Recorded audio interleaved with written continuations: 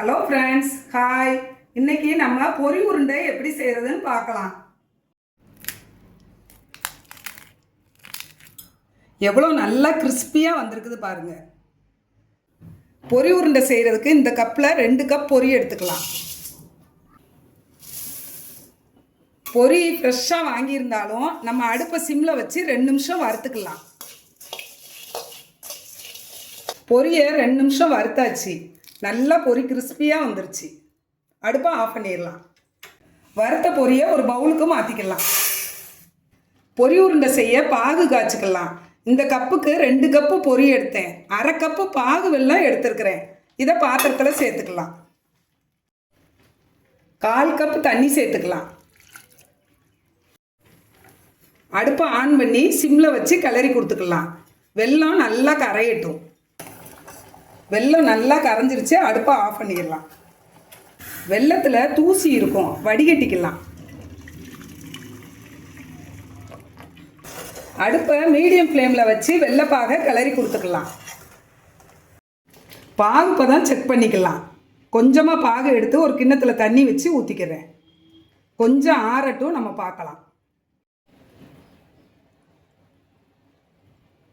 பாகு உருட்டை வருது, ஆனால் நமக்கு டங்கு பதம் வரணும். இன்னும் கொஞ்ச நேரத்தில் பாகு பதம் வந்துடும். இப்போ நம்ம பாகு பதம் செக் பண்ணிக்கலாம். கொஞ்சம் ஆறட்டும். நல்லா ஆறிடுச்சு. நம்ம பாகை எடுத்து உருட்டி பார்க்கலாம். டங்குன்னு சத்தம் கேட்குது. இதுதான் டங்கு பதம். இப்போ நம்ம அடுப்பை ஆஃப் பண்ணிடலாம். ஏலக்காய் தூள், சுக்குத்தூள், 1 ஸ்பூன் நெய் ஊற்றிக்கலாம். இப்போ நம்ம வறுத்து வச்சிருக்கிற பொரியை சேர்த்து கிளறிக்கலாம். இந்த ஸ்டெப்பு கொஞ்சம் ஃபாஸ்ட்டாக பண்ணணும்.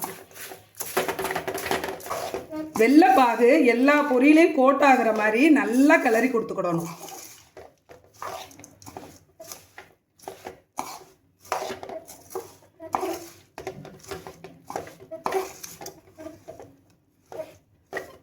வெள்ளைப்பாகு நல்லா எல்லா பொரியிலையும் கோட் ஆயிருச்சு.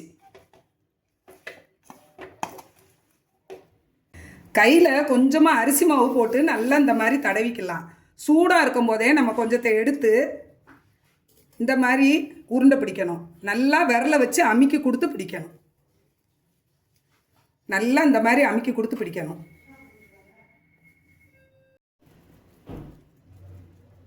எல்லா உருண்டையும் இந்த மாதிரி பிடிச்சிக்கலாம். கடைசி ஆனவுடனே கொஞ்சம் வராது. இப்போ நான் அடுப்பை சிம்மில் வச்சுருக்கேன்.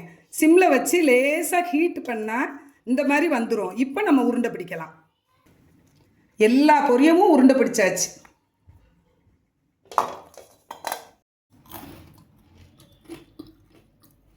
நல்லா மொறுமொறுன்னு கிறிஸ்பியாக இருக்குது ஃப்ரெண்ட்ஸ். சூப்பராக இருக்குது.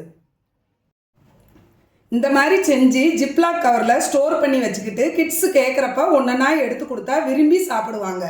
சுவையான பொரி உருண்டை ரெடி.